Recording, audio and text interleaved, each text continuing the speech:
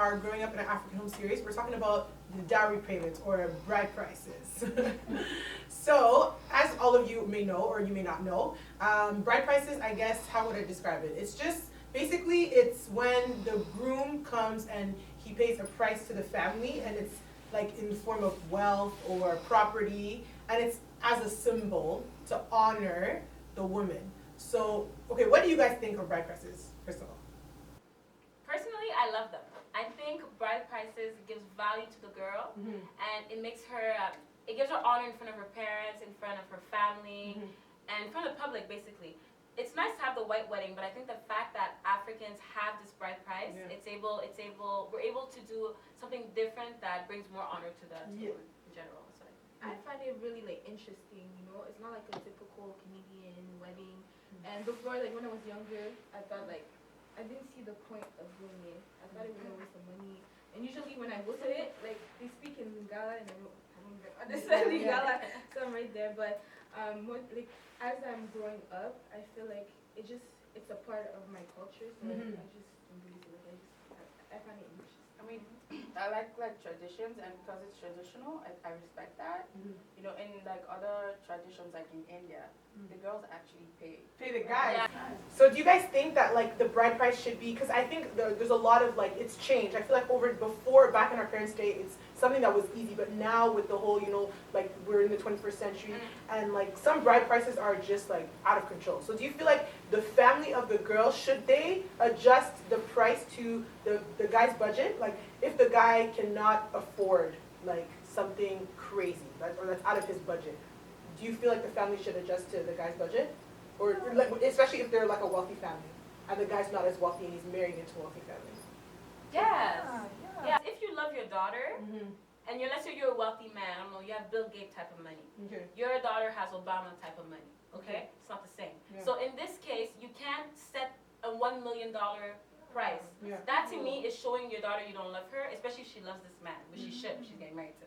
So I think in this case, you should always adjust it.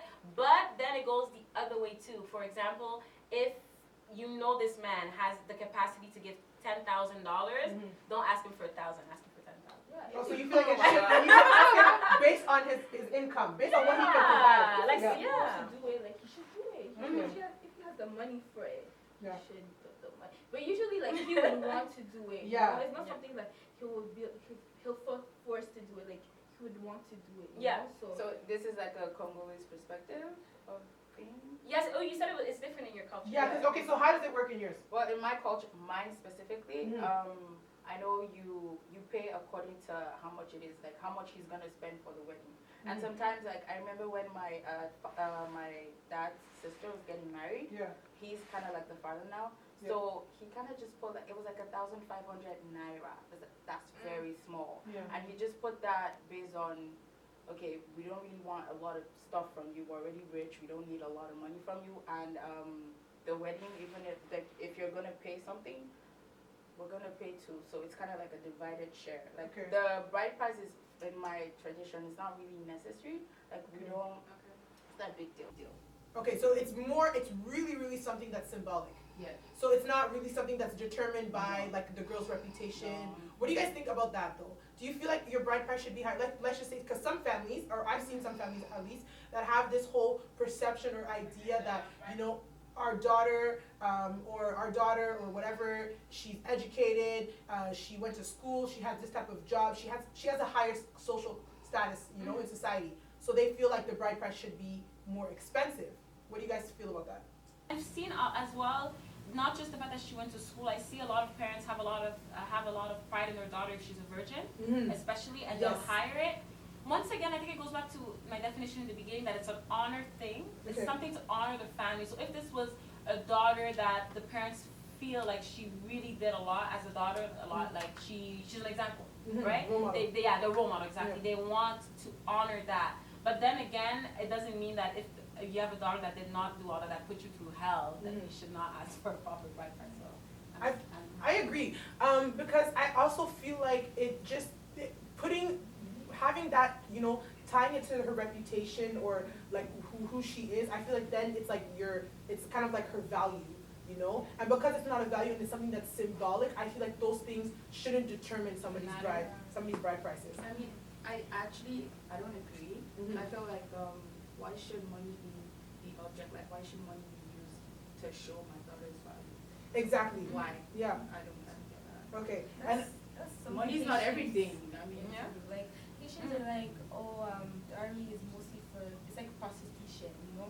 They think that, oh, it's like you're selling your daughter, but at the end of the day, this is like a tradition thing. It's not about like, it's not really for me. It's not really about money. It's just about the tradition. Like, but then you don't know what's in the guy's mind, right? Like if he pays this like okay $1 million, it's gonna be like I bought her. So if she does something wrong, he's like I bought you, behave yourself. There's some guys like that. so ownership, Yeah. that's true. That is true. Okay, my last question for you guys is, so I was reading about dowry prices, or bride prices, and there's some culture in South Africa, they do layaway dowries. So basically, the guy can marry, Absolutely not. so the guy can marry the girl if he doesn't have enough money, but he makes like, basically it's like a loan, like he's making payments. That I feel like it's selling your daughter. Yeah. In this case, I think if you can't afford it, once again it goes back to what BB was saying, that this is a tradition. We're not selling anything. So in this case, if you love your daughter, she wants to marry a man, you ask for $5,000, he can't afford it. As a good father or mother, whoever's setting the bridal price, lower it. Yeah. You love your daughter. But it might be their tradition to actually have like a very High high bride price. So if it Okay. is their tradition, then it's actually good. You're making a way for the guy to, okay, I know you love my daughter. Yeah. You can't pay this at this time, so whenever you have the money, pay it. But do So people know that you're on layaway? I don't know. I think it's from what I understood, it's like an understanding between the family. Okay. So it's like a non-written contract agreement that, you know, when you have enough money, you know, you're gonna still establish yourself.